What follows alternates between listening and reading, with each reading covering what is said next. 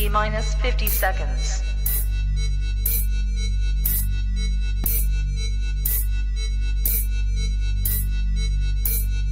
T minus 40 seconds.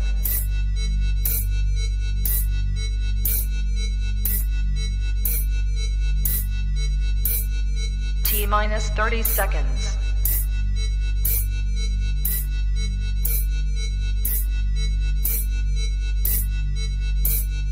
T minus 20 seconds.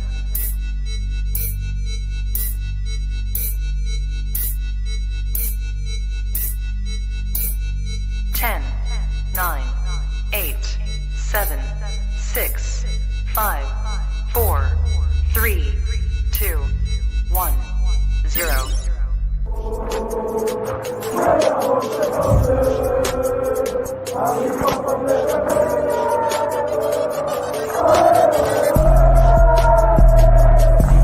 Shout out to Kop-Ish. Shout out to Kopish, guys. All the good work the up. two legends, Emil Heskey, Howard Gill.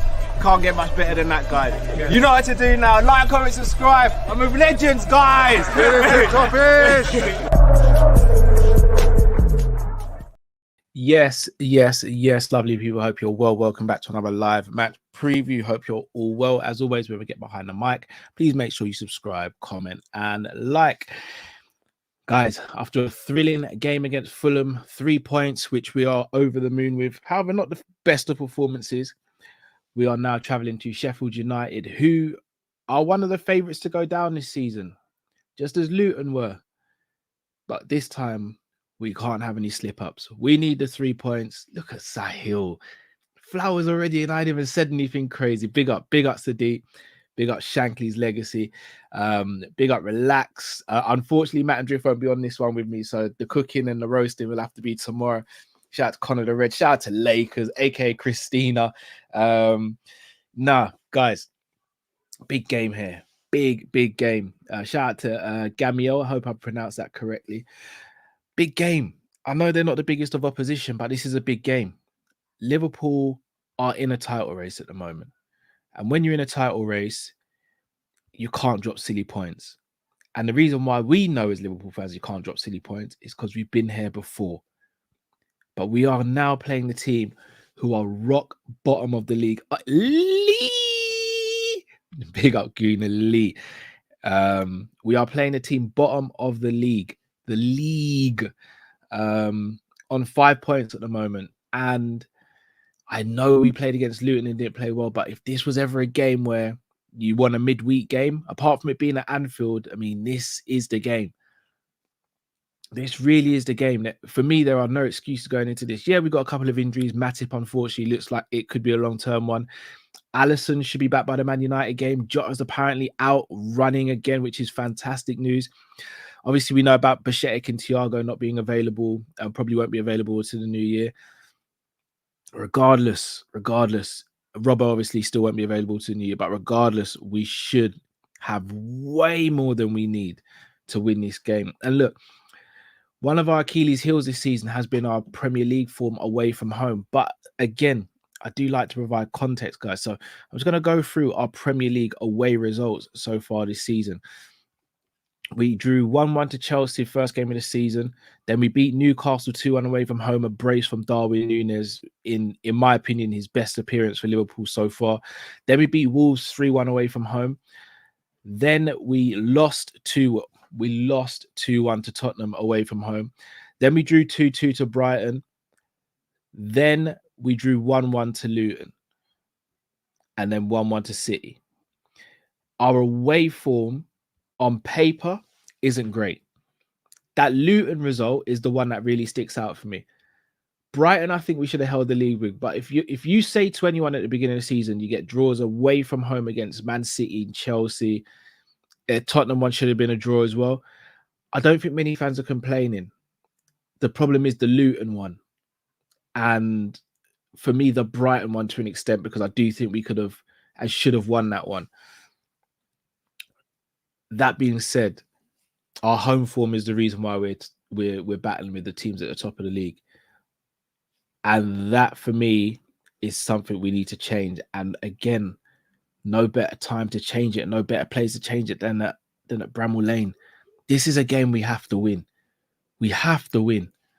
There's no two ways about it. But I do believe we will. Big up Statman Stubbs. Hope you're well, bro. Been a while. Hope you're good. Go and subscribe to Statman's channel as well, guys. Some great stuff over there. Right. So again, you know, with me, guys, I like to throw a little line up in there to see what you guys think. See if you agree with me, disagree. Usually, you guys disagree with me, and then you cuss me in the comments. But it's all love for most of you anyway. The ones that do it constructively or having a laugh, the ones who are just trolling, whether it be me, Matt, or Drift, you lot can do one. Right, in goal, Kelleher. And look, this is a big game for Kelleher. I'm one of Kelleher's biggest fans, but I know this is a big game for him. He hasn't had a good season this season, in my opinion. And the last game, even though I do think he was treated a bit harshly, he still wasn't great. He can do way more. This is a big game for him, and I think he's got to stand up and be counted. Right back. Here we go now. So usually I do either the lineup. I'd like to see all the lineup I think Klopp's going to go with. This is the lineup I want to see. This is the lineup I want to see. This is not what I believe Klopp will do or what I think he might do. This is what I want to see. Joe Gomez at right back. You lot know what's coming next. So Konate, I will go Konate over Kwanzaa only because I think we needed 3 points, and I don't think we should be risking Kwanzaa in this game, even though Kwanzaa's been excellent so far this season. VVD, our captain, and then Tsimikas at a left back who has looked like he's coming into form. In midfield, I'm going Endo. I believe his cameo performance was excellent, and I think he deserves a start. In midfield with Endo, hear me out. I'm going Trent, and I'm going Gravenberch. Hear me out. Hear me out. Hear me out. I think McAllister's played a lot of games so far this season. And with no disrespect to Sheffield United, I think we need Gravenberch. So I think we need McAllister way more for the Crystal Palace game away than I think we may need him for Sheffield United. Plus, Sheffield United are a very physical team because they have to be physical to make up for a lack of their technical abilities. Hence why I've gone with Gravenberch, who I think is more robust and stronger than McAllister. I've gone with Endo, who is our natural DM that's available.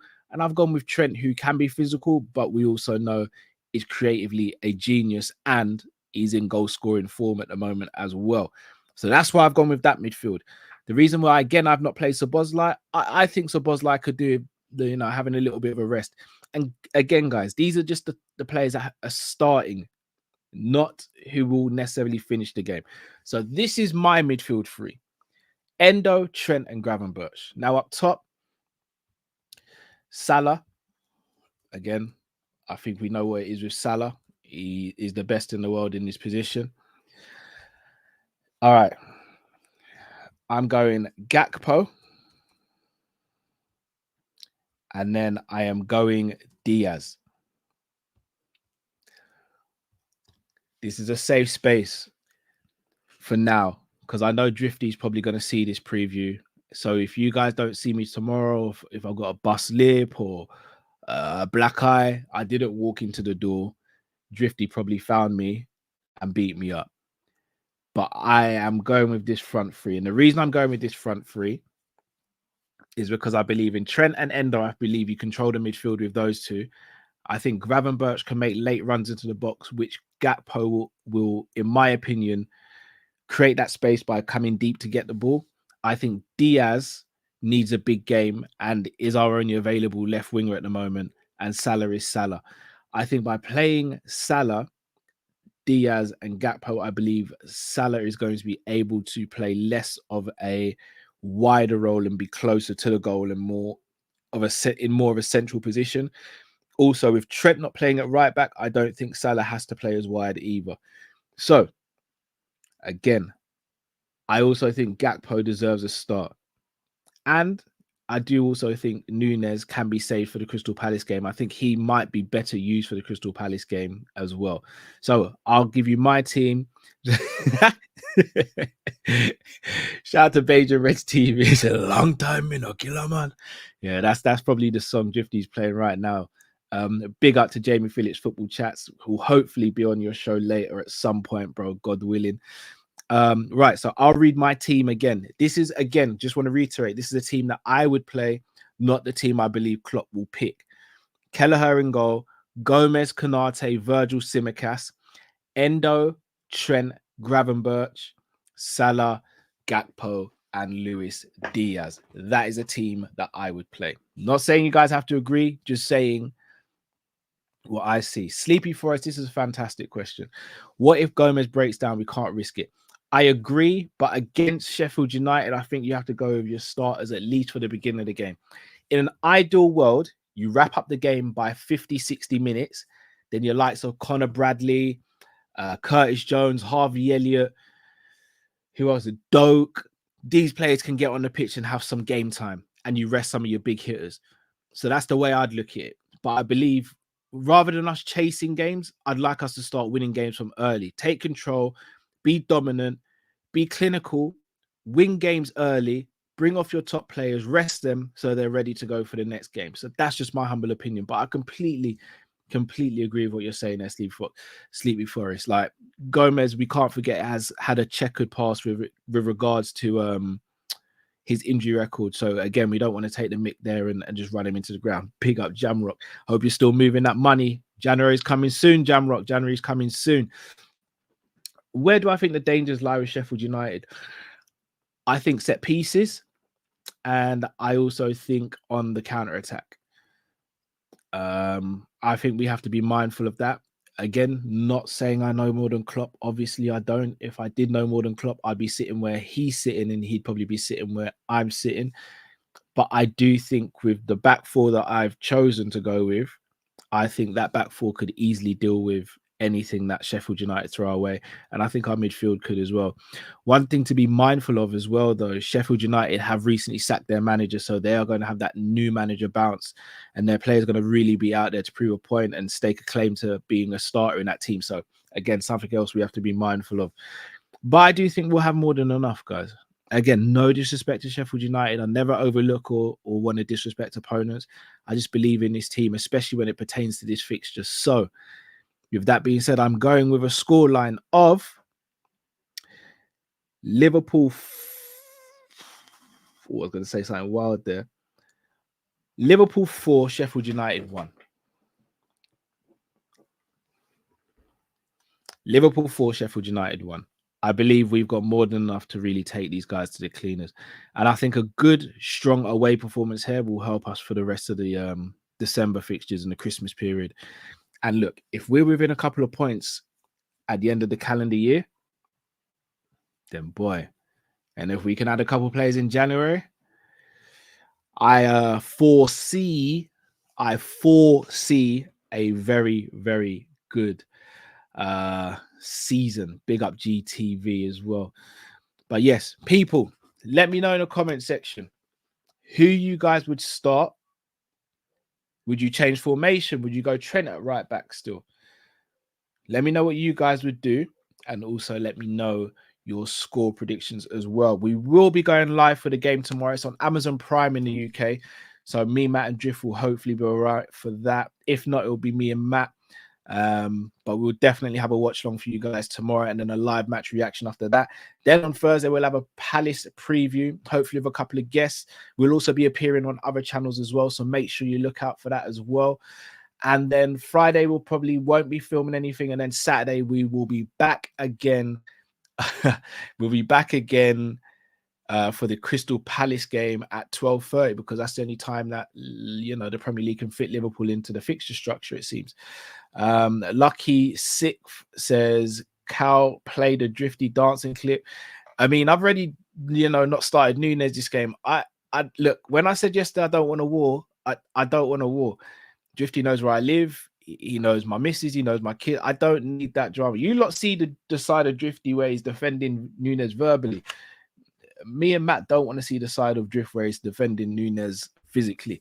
So that being said, people, 7:30 a.m. for Beijing. Beijing Res TV 7:30. That's early. I can't lie. I don't complain at 12:30 kickoffs from an early standpoint for me, because on a Saturday I'm up early. Even though I won't be able to do this one because I'll be working.